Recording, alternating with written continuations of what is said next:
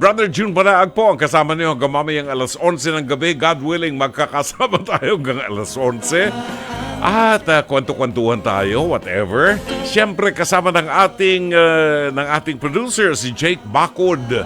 Itatawid po tayo hanggang sa kabilang ibayo. Hanggang 11 o'clock. So, samahan niyo po kami. Hindi masyadong kagandahang araw sa akin. Bagamat it should be a celebration because we're celebrating our 54th wedding anniversary. Nainis ako dahil ang kotse ko, iniwan ko doon sa LTO compound. Ayaw mag-start. Pala ka sa buhay mo. Pag nainis ako, papalitan kita bukas eh. Malipad hangin. Sabado bukas, di ba? Ay, nako. Samahan niyo po kami, ho. Basta tayo ho ay nadidinig sa 92.3 Radyo 5 True FM sa buong Mega Manila at napapanood at kasabay napapakinggan po sa Facebook page ng 92.3 Radyo 5 True FM. Pakishare lang po ang ating live stream sa ating episode tonight. At syempre po, sa mga kapatid natin, please follow and subscribe sa ating po mga social media accounts na inyong nakikita sa inyong screen. Just search at Radio 5 True FM sa Facebook, X, TikTok, Instagram, and YouTube. Siyempre ho, kung gusto nyo maging bahagi ng ating programa, ibahagi nyo mga kwento nyo, mga liham kasaysayan sa ating programa, maaari kayo magpadala ng mensahe sa Dr. Lab Facebook Messenger o dili kaya po ay tumawag sa 863-15788 at 863-16674. Pagkain pang-spiritual. Mga salita ng Diyos na nag-iiwan ng pag-asa, kapanatagan at kapayapaan. Pagkain pang-spiritual. Hango sa bagong tipan ng banal na aklat. Pagkain pang-spiritual.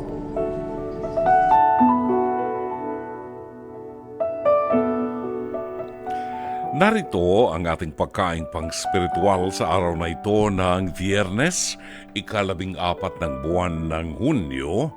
At para doon sa mga nag-iisip na makinabang sa divorce, na pilit na ipinaglalaban ng mga mambabatas na gawing legal ang divorce sa ating bansa, pakinggan po ninyo ang Ebanghelyo sa araw na ito na tatalakay sa relasyon ng mag-asawa. Mag-asawa, ibig sabihin ikinasal at may basbas ng Diyos. Ang mabuting balita ay matatagpuan sa 5 kabanata ng Ebanghelyo sang-ayon kay San Mateo, talata 27 hanggang 32. Narinig ninyong sinabi nila noong unang panahon, huwag kang mangalunya. Ngunit sinasabi ko sa inyo, ang sino mang tumingin sa isang babae na may masamang pagnanasa sa kanya, ay nagkakasala na ng pangangalunya sa kanyang puso. Kaya nga kapag ang inyong kanang mata ay makapagpapatisod sa inyo, dukutin mo ito at itapon. Makabubuti pa na mawala ang isa sa mga sangkap ng iyong katawan kaysa mabulid sa impyerno ang iyong buong katawan. Kapag ang iyong kanang kamay ay makapagpapatisod sa iyo, putulin mo ito at iyong itapon. Makabubuti pa na wala ang isa sa mga sangkap ng iyong katawan kaysa mabulid sa impyerno ang iyong buong katawan. Sinabi rin naman, ang sino mang lalaking magpalaya sa kanyang asawa ay bigyan niya siya ng kasulatan ng paghihiwalay. Ngunit, sinasabi ko sa inyo, ang sino mang lalaking magpalaya sa kanyang asawa maliban na lamang sa dahilan ng pakikiapid ay nagtutulak sa kanya upang mangalunya. At sino mang magpakasal sa babaeng hiniwalayan ay nagkakasala ng kasalanang sexual. Ang mabuting balita ng Panginoon. Pagkain pang-spiritual. Mga salita ng Diyos na nag-iiwan ng pag-asa, kapanatagan at kapayapaan. Pagkaing pang-spiritual, hango sa bagong tipan ng banal na aklat. Pagkaing pang-spiritual. At sapagkat napag-uusapan ho natin ang kasal, di ba? Ang kahalagahan ng kasal, nadinig ninyo, sinabi ng Panginoon sa Ebanghelyo, di ba?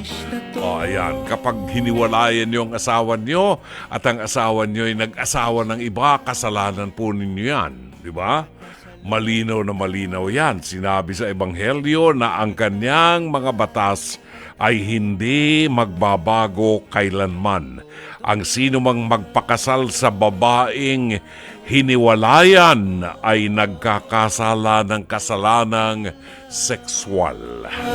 Yan, malinaw yan, ho?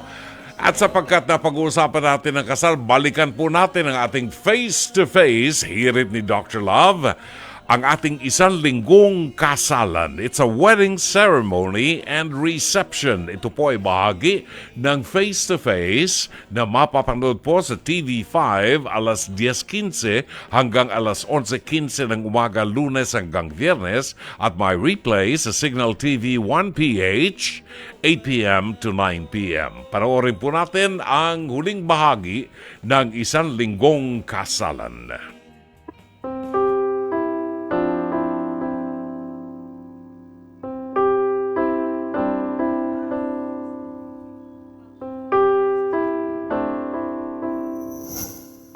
Walong individual, 4 na pares, kapwa nagmamahalan, lahat ay binigyan ng isang oportunidad. Sa loob ng halos 1 buwan na nakasama namin ang mga couples na sina Jory Ann at Renato, Angelita at Reynante, Lenny at Maynard, at sila Jocelyn at Nelson, ay mas nakumbinsi kami na tama ang aming mga napiling magpartner. 4 na kwento ng relasyon ang hinamon ng panahon at sinubok ng pagkakataon. Pero sa bandang huli, pagpapatawad pa rin ang nagwagi dahil nangibabaw ang pagmamahalan sa mga magkakasintahan. At sa espesyal na araw po na ito, sama-sama po nating saksihan ang kanilang pag-iisang dibdib. Ito ang face-to-face, first anniversary special, isang linggong kasalan.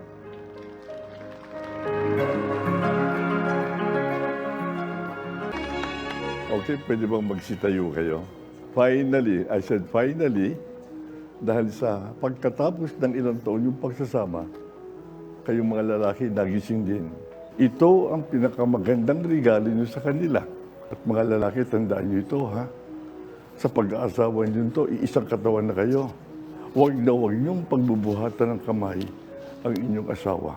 At sa pag-aasawa nyo ito, alam mo, you take him or her in her totality. Pati yung kapintasan niya, pinakasalan mo pa rin.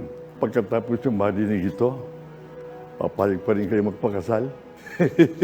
Renante, pagkatapos yung marinig, ang mga bagay na sinabi ko, ikaw ba'y handa pa rin pakasalan? Itong si Angelita?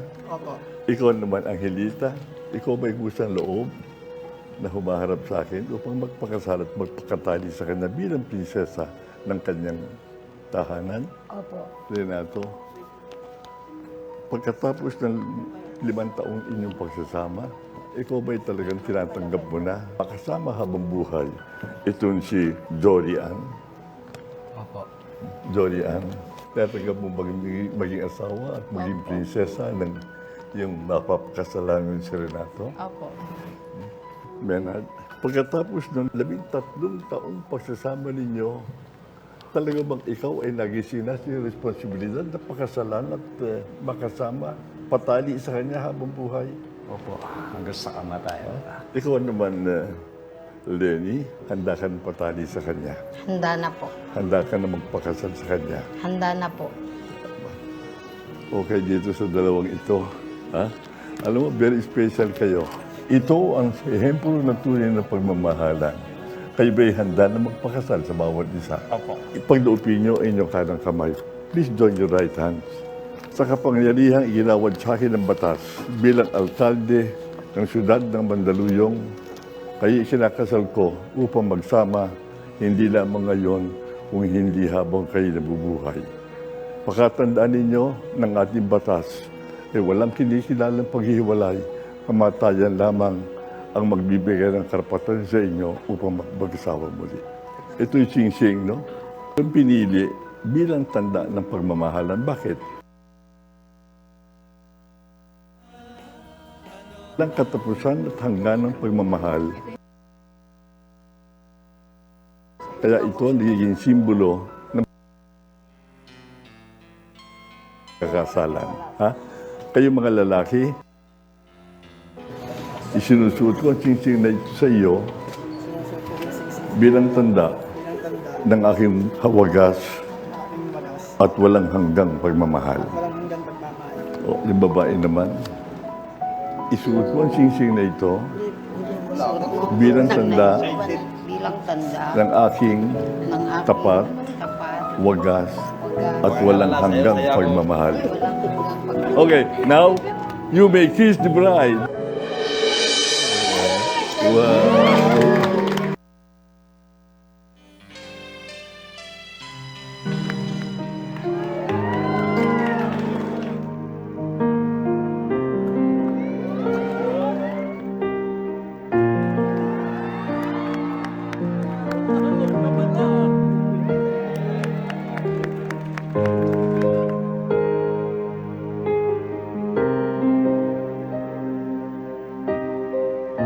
Grabe, nakakaiyak.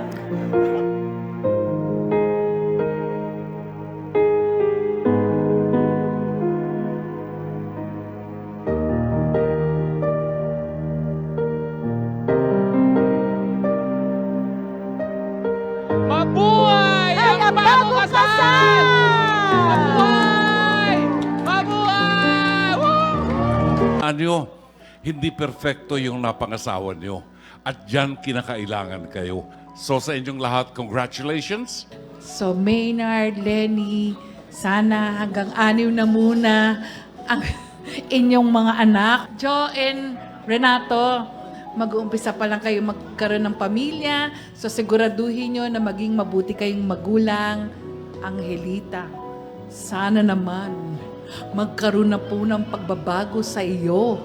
Ha? Alagaan mong maigi ang iyong mga anak. Huwag mong kakalimutan yun. At alam ko, mahal na mahal ka ng iyong asawa. And of course, Nelson and Jocelyn, I wish you well. And Mommy Jocelyn, alam ko, hindi na mangyayari ang ating pagbubuntis. Pero alam ko, aalagaan mo ng gusto si Nelson. I hope and pray na talagang hindi lang 30 years, more than 30 years, 50 years after, kayo pa rin. Dahil kasi bilang face-to-face na bagong kasal, kayo ang magpatunay na merong forever. Thank you. Maraming salamat, Dr. Camille. At of course, ang Pangulong magbibigay sa atin ng ating mensahe ay walang iba kundi si Attorney Lorna Capunan. Maraming salamat. Kaya kayo pinili. Kasi 1 year na kami, araw-araw, Monday to Friday. Marami pong kagaya nyo, pero 4 kayo na pinili ng face-to-face. Kasi kayo ang magiging ihemplo sa iba. Ipakita natin na hindi pwede lang yung nagsasama na walang kasal. Ngayon, lagi kong sinasabi sa face-to-face, dapat may kontrata yan, di ba? Ngayon, may kontrata na yan. Kanya, pinirmahan ng 5 witness, pinirmahan ni Mayor na siyang nagkasal sa inyo. So, parang forever na yan, yung kontrata na yan. So, kagaya ng sinasabi namin sa face-to-face, ang kontrata ay kontrata. Pero hindi lang kontrata yan, ha? Kasi may blessing yan. May blessing yan sa batas, may blessing yan sa aming lahat, at lalong-lalo na may blessing yan sa pamilya ninyo. Palakpakan natin sa mga pamilya. Oh. Maraming salamat po. Yan, ako, natandaan nyo ba yung dalawang sinabi ni attorney, ha? blessing at kontrata ay kontrata. Man sa Knock Knock PH, ang Kanto Fried Chicken Kabuhayan Package. Ito to be awarded by Knock Knock PH CEO Lines, Vivian, Limpahan together with Mama Carla and Marife Pinky. Asan ba yan? Pakita natin. Ayan, so marireceive nila itong aming exclusive partner package na naglalaman ng 32 packs ng Knock Knock Seasoning and makakapagsimula na sila dito ng kanilang fried chicken business. And papadala namin sila ng raw na chicken sa kanilang bahay. And free training mula sa akin. So pwede ko silang puntahan or pwede sila mismong pumunta rin sa amin. In short, parang franchise na sila. Opo, tama. Ay, franchise na kayo! Alam niyo ba ibig sabihin nun? May-ari kayo na isang branch ng Knock Knock. Tama ba yun, Lynn? Opo. Okay ba yun? Maraming salamat po. Kayo ba? Sino ba nagluluto sa inyo? Nagluluto ka. So, mahilig ka ba sa manok? Opo. Ikaw, mahilig ka sa manok? Opo. O ibibenta yan, hindi yan kakainin, ha? Hinuhuli ko lang kayo. Yan pa, ikaw, may kamag-anak ka na, anong sabyanan? Anong problema naman sa nanay mo? Kasi po pag yung wala po kaming pera, sa kanya po kami nangingi.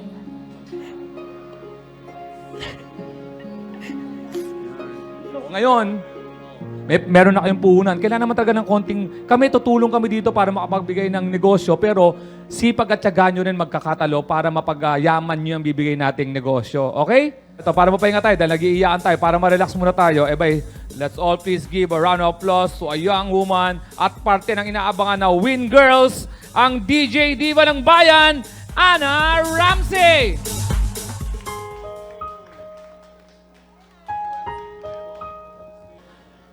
Ilang ulit mo nang tinatanong sa'kin kung hanggang saan,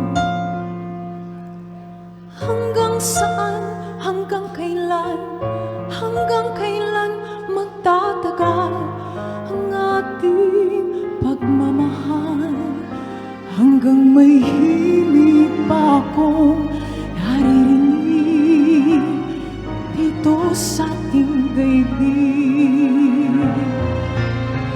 hanggang may musika akong tinataglay, kita'y iniibig.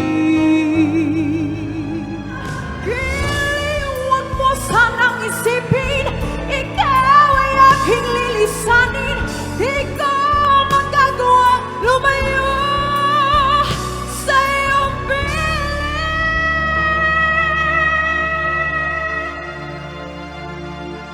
hanggang may pag-ibig, laging isisigaw, tanging ikaw.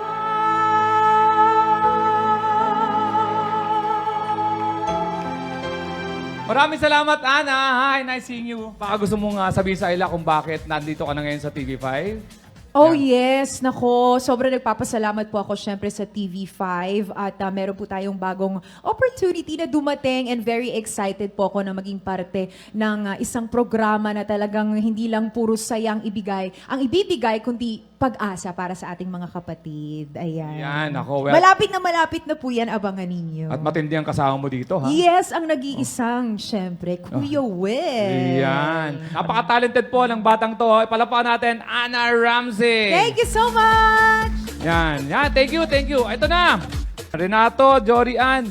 Lapit kayo dito. Kayong para nakaupo na lang sila dyan mamaya. Upo na lang muna kayo. Lapit ka dito. Renato, Jory Ann. Yon, maraming salamat. Yan po ang isang linggong kasal. Finally, nakasal na po natin ang 4 na couples, and we'd like to congratulate and extend our well wishes, no? Congratulations and best wishes, of course, sa bagong kasal sa ating mga newlyweds, Mr. and Mrs. Maynard and Lenny Hieronimo, Mr. and Mrs. Renato and Jory Ann Rubio, Mr. and Mrs. Renante and Angelita Suico, at syempre po yung napaka-sweet na mag-asawa, Mr. and Mrs. Nelson and Jocelyn Cantilado. Yan.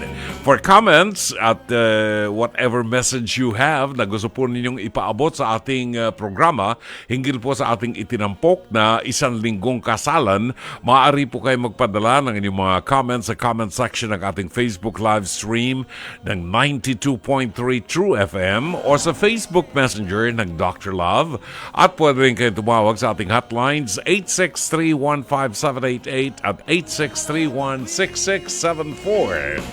Oras natin ganat ng 10 minuto makalipas ang alas 10 ng gabi. 15 minutes after 10, tayo po ay nasa pangalawang bahagi na ng ating programang Dr. Love Radio Show, at narito ang komentaryo at mga mensahe ng ating mga Dr. Lovers na nakatutok po sa ating isang linggong kasalan. Sabi ni Jay Perlas, gusto ko yung mag-asawang malaki ang agwat ng edad. Yan ang true love. Age doesn't matter. Ang drama nilang dalawa. Sana sila nga habang buhay. I hope so. Mukhang sweet naman talaga sila. Pero alam mo yung lalaki talagang love na love niya si Jocelyn talaga. Wala siyang nakikitang kapangitan kay Jocelyn. Perfecto ang pagkakagawa ng Diyos kay Jocelyn. Yun ang tingin niya. Oo, kaya mahal na mahal naman siya ni Jocelyn, di ba? Sabi ni Dimna G, ang galing sa hinaba-haba ng awayan, sa kasalan pa rin ang patutunguhan. Congratulations sa mga bagong kasal. Salamat po. Buhat naman kay Vida Mia.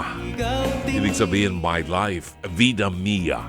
Nakakainggit. Hindi lang sila ikinasal, binigyan pa ng pangkabuhayan. Galing. Iba rin kayo. Face to face. Can't wait sa next anniversary special nyo. Keep up the good work. Kasi po, napag-usapan namin sa production na maganda na po yung mabigyan natin sila ng pagkakataon na maiangat ang buhay nila. Hindi lamang yung doon sila sa bangketa natutulog, di ba? Ipinakasal na natin, bigyan na rin natin ng pagkakataon. So, binigyan po ng pagkakataon na magkaroon sila ng negosyo.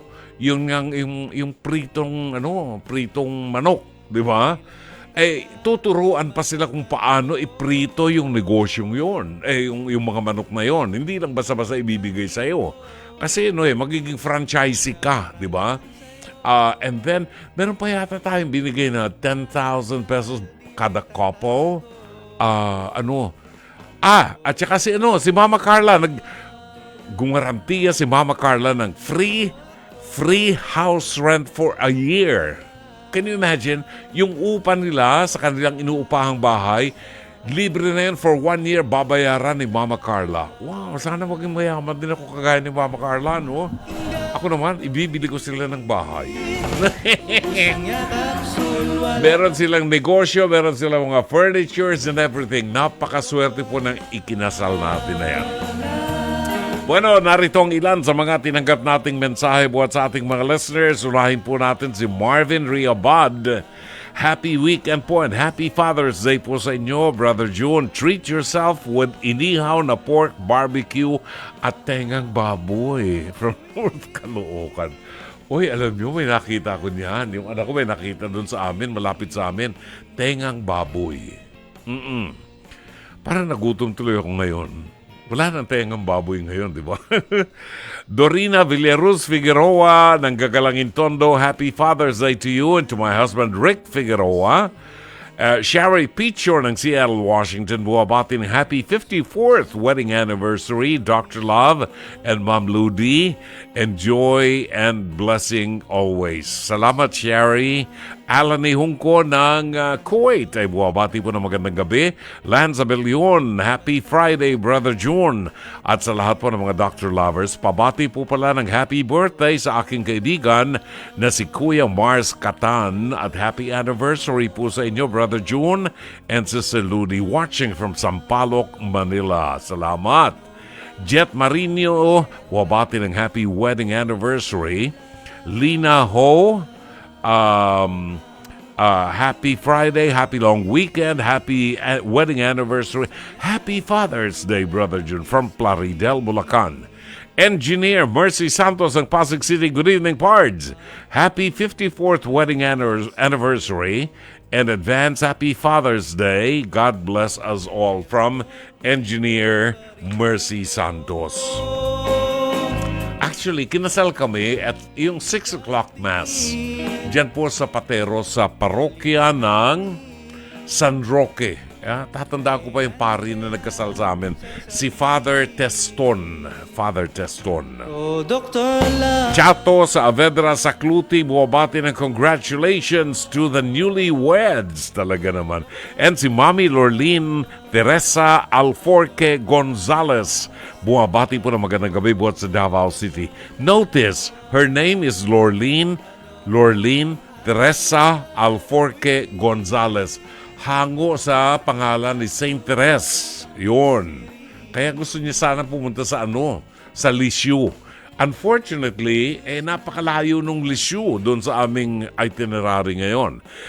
Ibibigay ko sa inyo mamaya ang ilan sa mga pupuntahan natin sa October 5 to 21 Marian Pilgrimage natin. Lilian Panaligan Buen ay buwabati ng Happy Father's Day to my idol, to my best friend Rene Buen, my son Arnold Buen, my sons-in-law Gary Manguray, and Michael Ponlagi. Yan. Buhat kay Lilian Panaligan Buen.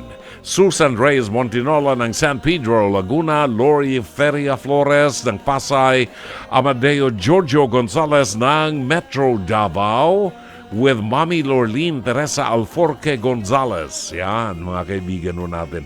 Makakasama natin itong mag-inang to sa ating Marian Pilgrimage sa October 5. Si Joy Furing, buwabati po ng Happy Father's Day sa lahat ng mga tatay.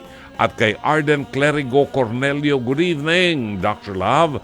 Happy anniversary, happy Father's Day po, at good evening din po sa lahat ng nakikinig at nanonood sa kanilang tahanan. Pero pang bumabati sa atin gusto ko lang pasalamatan po. Si Riza Templadong Parang Kape ay buwabati po ng happy anniversary and happy Father's Day. Si Riza Templado ay buhat po yan sa San Pedro, Laguna. Si Giorgio Esteban, yung aking pamangkin, buwabati ng advance happy Father's Day, Uncle June, and happy anniversary rin sa inyo ni Tita Ludi from Mama Emma and me. Maraming salamat. Thank you so much. Talaga nakakatuwa. Sister Linda Fesalbon, RVM sister, good evening and happy listening to you. At sa lahat ng mga RVM sisters na nakikinig sa atin ngayon. Mamaya sa ating sa ating counseling portion, magiging makakausap natin si Sonia ng Legazpi. Ano ba ito? Counseling ba ito? Si Sonia o babati lamang? Okay. Gusto lang bumati. Alright. Mabatiin natin si Sonia ng Legazpi Albay. Ang layo niyan, ha? Sonia, good evening and welcome to Dr. Love. Good evening po, Dr. Love. Ay, naku talaga. Ilang beses ko na nakausap ito from Legazpi Albay. Sonia, how are you, Sonia? Mabuti po. Kayo po, sir. Okay naman. Hindi na po ako nakatawag. Pasensya na po. Oo, okay lang. Pero alam ko palagi ka nakikinig sa atin, ha? Salamat ng marami. Dito sa Albay. Sa Albay, hindi ka makapakinig? O di mag-Facebook page? Diba? Wala po, sir. Wala po akong cellphone na dikit. Wala ka namang cellphone. Sus, Ginoo. Diba? Okay. Sige, pakabit ka ng cable, ng signal cable. Nasa channel 19. Nandun tayo. Anyway, sinong gusto mo? Sa face-to-face po. Sa face-to-face, nanonood ka. Okay. Sinong gusto mong batiin ngayong gabi, Sonia? Kayo po, happy anniversary po sa inyo pala. Wow, so sweet. Happy Father's Day na rin po. Thank you. Buti bilang ama. Oo, salamat ng marami. Nandito kila Sir Rapitol, tapos po sa lahat pong staff dyan na ama na rin. Oo, si Direk Joey, di ba? Batiin natin siya ng Happy Father's Day. Kasi po sa linggo po, wala po kayong programa. Walang Di po ba? programa sa Sunday. Oo, tapos holiday pa sa Monday, di ba? Well, anyway, salamat ng marami, Sonia. Thank you very much. Advance na lang po ako sa ngayon. Ano po yung i-advisean po, sir? Ang a-advise natin, anong pangalan ba nung, hindi ko alam yung pangalan niya. Pero abangan mo yan, mamaya, maganda yan, ha? Okay? Alright? Okay, thank you, Sonia. Si Borgie ng Bulacan ang ating kakausapin mamaya. Thank you, Sonia. Thanks a lot. Maraming salamat sa iyo, ha? Okay, 28 minutes after 10 o'clock. Si Mama Emma na nanay nung aking pamangkin na si Giorgio Esteban Serafica. Di ba? Nakikinig sa atin ngayon at alam kong paborito niya ang isang American singer na ang pangalan ay si Rosemary Clooney. Narito ang kanyang awitin. Ang ating oras ganap na ang alas 10:34 ng gabi. Standby lang po tayo kay Borgie ng Bulacan. Gusto ko lang bigyang ipasada ang ilan sa mga dadalawin nating lugar. Kahapon ay napag-usapan natin na tayo ay magtutungo sa Madrid, Saragossa at Barcelona sa Espanya sa October 5 hanggang October 21 na Marian Pilgrimage po kasama ang inyong lingkod. Sa ikasampung araw po natin, dadalawin po natin ang Barcelona at ang Montserrat. Magsa-sightseeing po tayo. Dadalawin natin sa Barcelona ang Sagrada Familia Church. Ito yung simbahan na mahigit 100 taon nang ginagawa na hindi pa natatapos hanggang sa ngayon. Napakaganda po nitong simbahan na ito at antique na ito. Antique na pero hanggang ngayon hindi pa po natatapos yan. Ang tawag po dyan Sagrada Familia at sa mga mahilig pong maglakbay ay alam nila kung anong kasaysayan behind this church na hanggang sa ngayon ay hindi pa natatapos. Ang balita natin, this will be finished in the year 2025. Yun. And then magtutungo tayo sa Our Lady of Montserrat. Pagkatapos po niyan, tayo ay maglalakbay ng maghapong paglalakbay.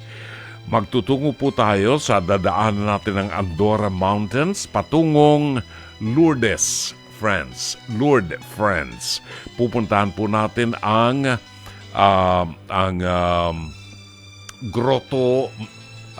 Grotto de Masabiel, kung saan po naganap ang aparisyon ng Mahalabir ng Lourdes. Tamang-tama, darating po tayo sa Lourdes ng bandang hapon at sa early evening ay magkakaroon po ng evening procession. At ang mga pilgrims po natin ay makakasama sa evening procession hanggang sa matapos po ang ating procession, magtutungo tayo sa Grotto ng Masabiel at aawi tayo ng Salve Regina sa Mahal na Birhen. Kinabukasan po ay mamamasyal tayo sa buong Lourdes. Pupuntahan po natin ang birthplace ni Santa Bernadette Soubirous, no? Yung bahay kung saan siya isinilang, pupuntahan po natin yon. Pupuntahan natin ang Basilica of Our Lady of the Rosary, ang St. Bernadette Museum, ang Masabiel Grotto ay babalikan po natin upang ipanalangin natin ang lahat ng mga prayers na kahilingan ng ating mga mahal sa buhay, kamag-anak at kaibigan. No? Dadalhin po natin sa Grotto ng Masabiel at kukuha tayo ng tubig doon na iuwi natin dito. Ito yung tubig na lumitaw doon sa isang bukal nang magpakita ang Mahal na Birhen at ito raw po ay nakagagaling. No? Yung iba sa Monday na po natin pag-usapan. Maaari kayo makapag-ugnayan kay Edna Calleja. Ano nga number ni Edna Calleja? Edna Calleja Pwede niyo siyang i-text ngayon, pwede niyong tawagan si Edna Calleja para po makapag-inquire kayo sa kanila kung ano mga requirements. Kasi kukuha tayo ng visa dyan, no? Schengen visa. Ang kanyang number ay 0925-752-2230. 0925-752-2230. Si Edna Calleja, pwede na ho kayo mag-text sa kanya at sasagutin niya kayo. Thank you. Kunin natin ngayon ang isang caller natin buhat po sa Bulacan. Pag-usapan natin, baka matulungan natin si Borgie. Borgie, good evening and welcome to Dr. Love. Good evening po, Hi. Brother June. Tama bang pronunciation ko ng pangalan mo? Borgie o Borgie? Boji po. Borgie. Okay, sige. At ikaw ay taga Bulacan. Ilang taon na si Borgie? 38 po. 38 years old si Borgie. May asawa? Binata? Single father po. Bali, naging caller niya na ako, Brother June, nung mga 2 years ago. Oh, really? Wow, that's nice. That's nice. So, single father, may naanakan. Tama ba? Hindi po. Bali, may naanakan po na hindi po kami Nagkatuluyan. nakasal. Oo. Iniwanan po kami nung anak ko. Pero okay naman po. Iniwan sa yung bata. Apo. Awa naman po ng Panginoon ay nakakaraos kahit po mahirap ang buhay. Oo. Ilang taon ang baby? Magsa-7 po siya sa November. 7 years old. Babae ba o lalaki? Lalaki po. Lalaki. O edi makakakwentuhan mo lang gusto yan. Madaling makarelate ang mga tatay sa mga anak na lalaki, di ba? Apo. Okay. So what can I do for you, Borgie? Napatawag ka? Yun nga po, Brother Joe, no? Bali po, mayroon akong kapitbahay dito sa Bulacan na hindi naman po siya tiga rito. Dito lang siya nangungupaan sa lugar namin. Yung asawa po niya, minsan panggabi, minsan pang-araw. Pagka po time na natapat na pang-araw yung asawa ng babae, iinom po yung babae. Tapos po, pagka nakainom na, pupunta po rito sa bahay. Kumbaga po, para siyang nagpapahapyaw na nagpaparamdam. Paparamdam po siya. Teka muna, matanong ko. Sabi mo may asawa yung babae. Yes. Kasal ba sila o nagli-live-in lang? Live-in lang po yan. Live-in lang. Matagal na silang nagli-live-in. Siguro po mga 2 years or 5 years. Mga 5 years na. Alam mo kasi, bago tayo pumunta sa ibang kwentuhan, may mga babae kasi na naghahanap talaga na yung seryosohin sila. Hindi lang yung pa-live-in. Hindi lang yung pa-live-in.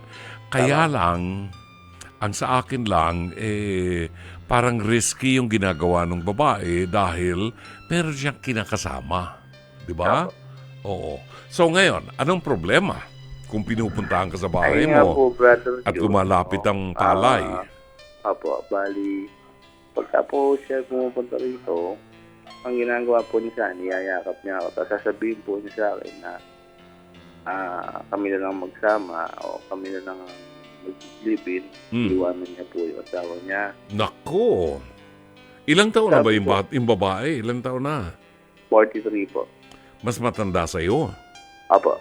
Okay. May anak ba sila? Meron ba siyang anak sa iba? May anak na po yung babae sa iba. Po siya? Tiga-Pangasinan po siya. Pero may anak dito sa lalaking kinakasama niya ngayon? O wala po. Doon sa dati na kinakasama niya? Apo. Okay. Well, alam mo, okay lang na minsan kasi nagkakamali ng desisyon ng tao. Minsan, naliligaw. Pero nare-realize nila yung kamalian ng buhay, ng kanilang desisyon at itinatama ang buhay. Di ba? So, hindi naman natin sila hinahatulan. Apo.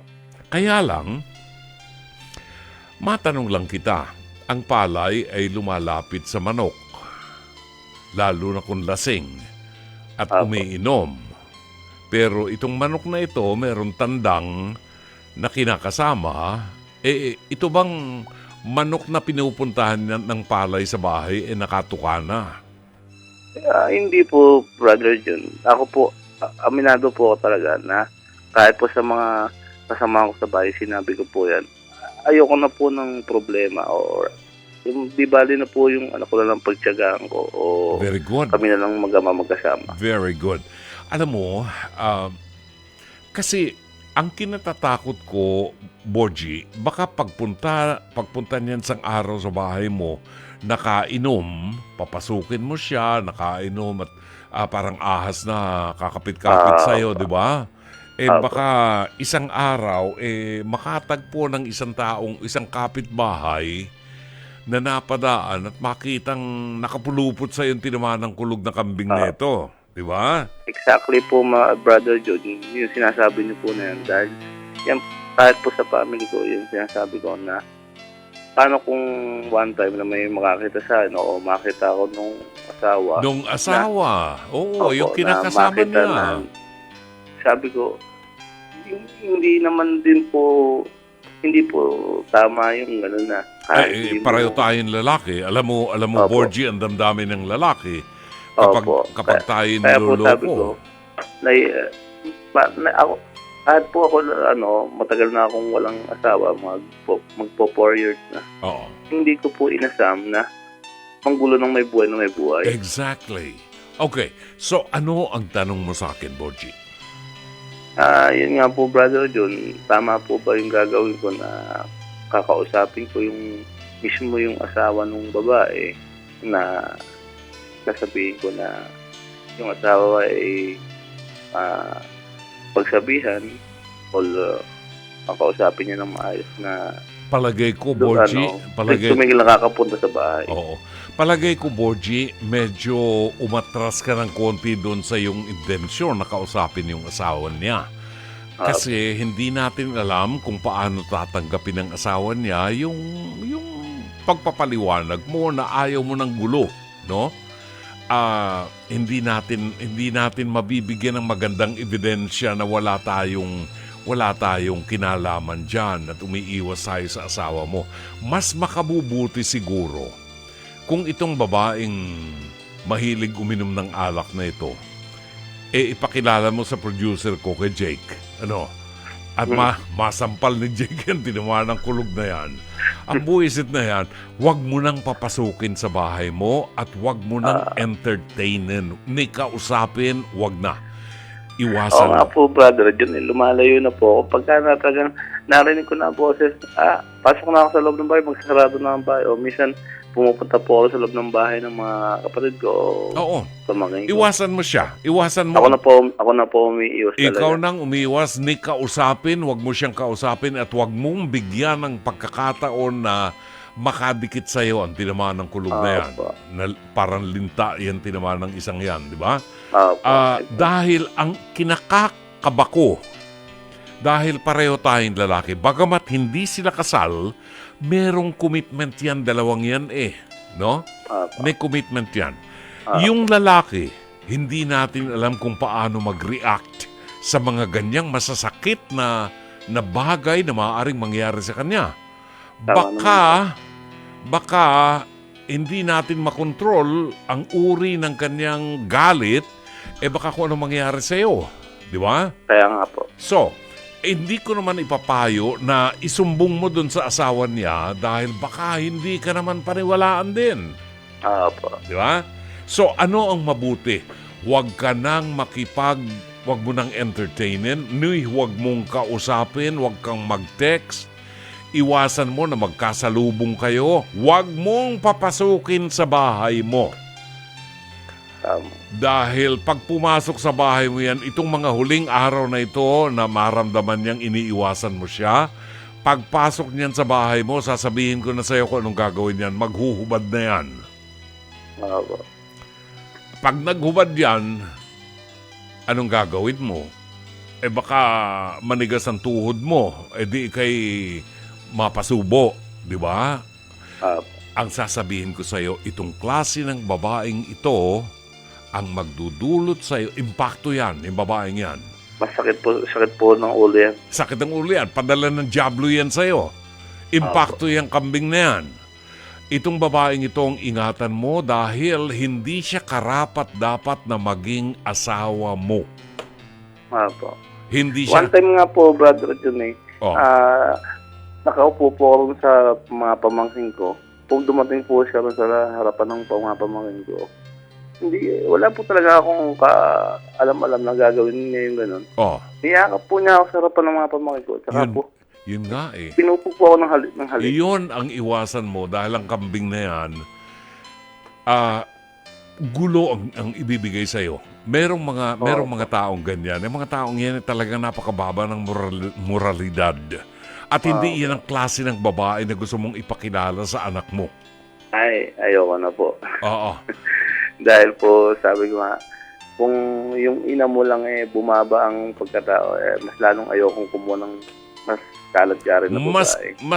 Kung sasabihin mong kalad ka rin yung babaeng yan, sasabihin ko sa'yo, kalad ka rin talaga yan. Dahil saan ka naman nakakita ng babaeng matino na merong nakikipagbahay-bahayan na siya, ha?